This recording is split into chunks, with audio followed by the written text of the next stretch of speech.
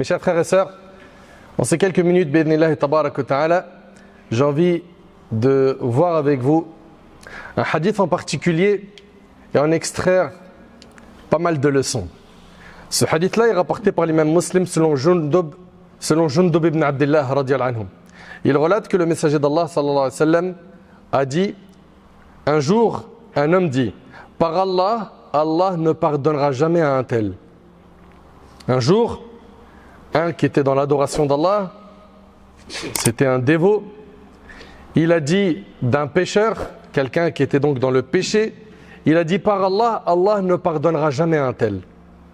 Allah dit alors: qui est donc celui qui jure en mon nom et prétend que je ne pardonnerai jamais à un tel? Certes, je lui ai pardonné et j'ai annulé tes œuvres. Allah subhanahu wa ta'ala, par sa miséricorde, a pardonné aux pécheurs et il a anéanti les œuvres de cet homme qui était dans la piété. Certes, je lui ai pardonné et j'ai annulé tes œuvres. Et dans le hadith d'Abi Huraira, radiyallahu anhu, il est dit que l'homme en question était un dévot, quelqu'un qui était investi dans l'adoration. Il a prononcé une parole, dit Abu Huraira, qui a ruiné sa vie sur terre et sa vie future. Et c'est rapporté par l'imam Muslim. Mes chers frères, mes chères sœurs, on vit une époque où les gens, ils vont parler sur autrui et ils vont se permettre de décider à la place d'Allah. Lui, jamais il va aller au paradis. Elle, impossible, elle va se repentir. Lui, c'est un mytho dans son repentir, il ment. Elle, c'est une hypocrite, c'est connu. Tu crois vraiment elle va aller au paradis? Le danger de ces paroles, c'est que tu as décidé à la place d'Allah. Je ne sais pas si on réalise. Qu'est-ce que tu en sais qu'Allah va pardonner ou ne va pas pardonner à un tel? Ça se trouve, demain il va se repentir, il sera 1000 fois mieux que toi. Et que toi tu vas avoir la pire des fins. Dans ce hadith, on a pas mal de leçons. La première, c'est qu'il n'est pas permis à un musulman, même en rigolant, de dire à son frère: toi, mais c'est clair et net, tu vas aller en enfer. Toi, tu vas aller en enfer en fusée, en F-16. Et comme ça, des petites blagues à droite, à gauche. Parfois, ils le disent pour rire, et des fois, c'est sérieux. Ça, c'est interdit en islam. Ce que tu as fait, c'est gravissime. T'es qui, toi, pour décider de qui va aller au paradis, qui va aller en enfer? Et ça, c'est une musiba qui s'est répandue énormément ces derniers temps, surtout dans les réseaux sociaux. Chacun commence à parler du sort d'un tel et d'une telle. Ça y est, c'est lui qui donne les entrées, qui distribue les entrées au paradis et en enfer. Craignez Allah. Craignez Allah. Réveillez-vous.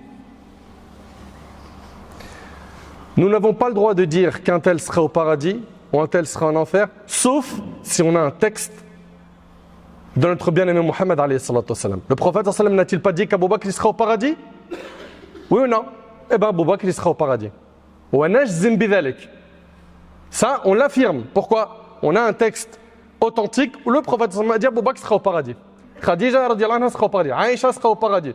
Omar, Othman, Ali, Abdurrahman ibn Auf, Saad ibn Abi Waqqas, et j'en passe. On a des textes du prophète sallallahu alayhi wa sallam qui stipulent qu'un tel sera au paradis ou qu'un tel sera en enfer. Khalas. Amr ibn Luhay, il sera en enfer. On a un texte. Abu Talib, pareil. Mais venir dire, toi, qu'un tel autour de toi, il va aller au paradis, il va aller en enfer, wa ma yudrik, ça se trouve, il va se repentir. Qu'est-ce que t'en sais? Ça se trouve, il va se repentir avant sa mort. Donc faites-y super attention. Même pour rire, t'as pas le droit de faire ça. Et quand on voit quelqu'un de bienfaisant, pareil. Lui, il est très bon avec ses parents. Lui, il propage le bien partout. Et il vient dire, lui là, mais c'est sûr à 1000% il va aller au paradis. Qu'est-ce que t'en sais? Qu'est-ce que t'en sais? Qui va mourir sur le chemin de la piété? Qui te dit qu'il ne va pas renier sa foi ou avoir une très mauvaise mort. Qu'est-ce que t'en sais? Ce qu'on doit tirer de ce hadith, c'est qu'on n'a pas le droit de nous prononcer sur le sort d'un parmi ceux qui nous entourent. Il est en vie, tu ne te prononces pas. Il est mort, c'est ton frère en islam. On dit qu'on espère pour lui le paradis, mais dire lui, c'est sûr et certain, il va aller au paradis. Qu'est-ce que tu en sais? Ou bien, c'est un parmi les musulmans, il a fait énormément de péchés. Il a forniqué, il a tué, il a volé, etc. Mais il n'a pas annulé son tawhid, il n'a pas annulé sa foi. Lui, tu as le droit de dire qu'il est en enfer? Ça, c'est pas notre croyance. C'est pas aqidat ahl sunnah wal jama'a. La croyance des gens de la sunna et du consensus, c'est que le pécheur parmi les musulmans, s'il meurt sans s'être repenti des grands péchés qu'il a fait, sans avoir annulé son islam, il est sous la volonté d'Allah. Allah subhanahu wa ta'ala, soit il lui pardonne, soit il le châtie. Il est sous la volonté d'Allah. Et puis, même si on le voit faire énormément de grands péchés, ça se trouve avant de mourir, il va se repentir. On a l'exemple de l'homme qui a tué 100 personnes dans la sunna. Le prophète nous parle d'un homme qui a tué 100 personnes. 100 personnes. Et s'est repenti, Allah a accepté son repentir. Dans un hadith rapporté par l'imam al-Bukhari, lorsque Uthman ibn Mad'un radiallahu anhu décéda, al-Ala, elle dit que la miséricorde d'Allah soit sur toi, ô Abu Sa'ib. Elle parle de Uthman ibn Mad'un. Elle dit, je témoigne qu'Allah t'a honoré. Vous entendez? Cette femme dit en présence du prophète sallam sur Uthman ibn Mad'un qui est mort. Elle dit, je témoigne qu'Allah t'a honoré. Le prophète sallam lui demanda, et comment sais-tu qu'Allah l'a honoré? Comment sais-tu qu'Allah l'a honoré? Elle répondit, je ne sais pas, que ma mère et mon père soient sacrifiés pour toi, ô messager d'Allah. Puis le prophète sallam a dit, par Allah, Uthman vient de goûter à la mort, il vient de goûter à la certitude. Et j'espère du bien pour lui. Par Allah, je ne sais pas, moi, le messager d'Allah, ce qu'on va lui faire. Voilà. Même le prophète sallam, ici, il n'a pas reçu de wahi min Allah sur quelqu'un, il ne se prononce pas. Il n'a pas reçu de révélation de la part d'Allah sur une personne, il ne dit pas lui va aller au paradis ou en enfer. Par Allah, je ne sais pas, moi le messager d'Allah, ce qu'on va faire, ce qu'on va lui faire. al-Ala répondit, par Allah, après lui, je ne me prononcerai jamais sur l'intégrité d'une personne. Mais cela me chagrina.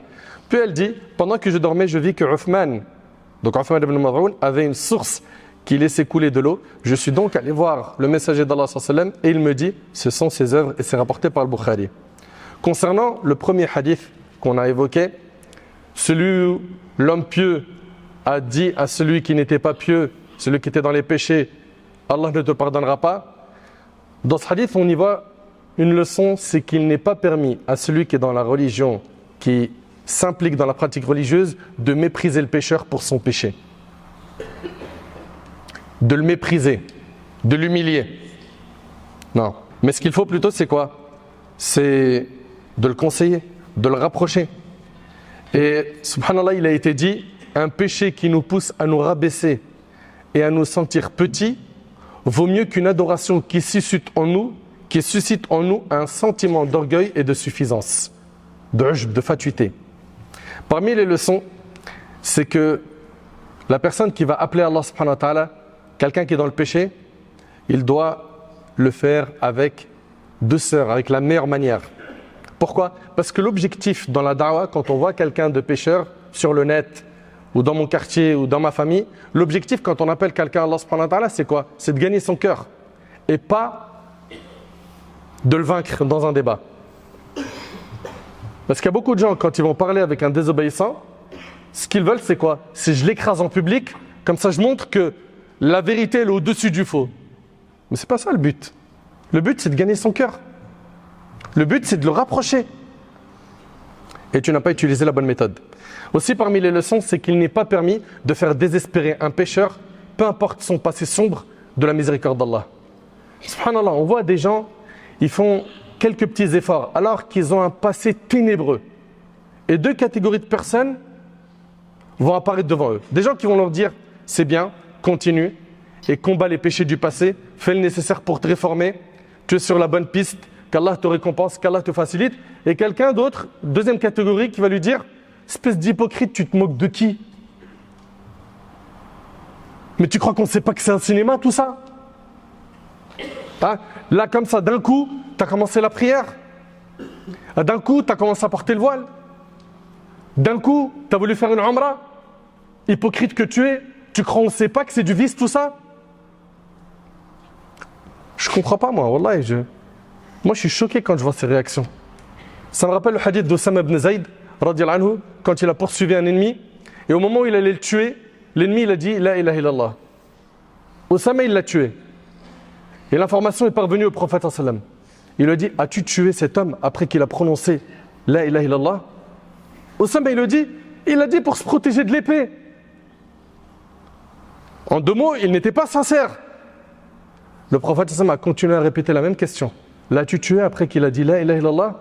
Et dans une version, il lui a dit Ashaqaqta ala sadri, lui as-tu ouvert la poitrine pour voir s'il était sincère à ce moment-là ou pas?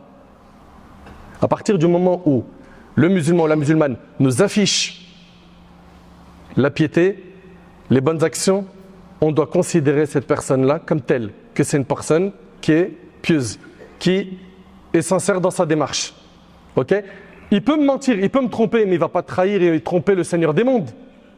Et puis il n'a pas de compte à nous rendre à nous, il a des comptes à rendre à Allah.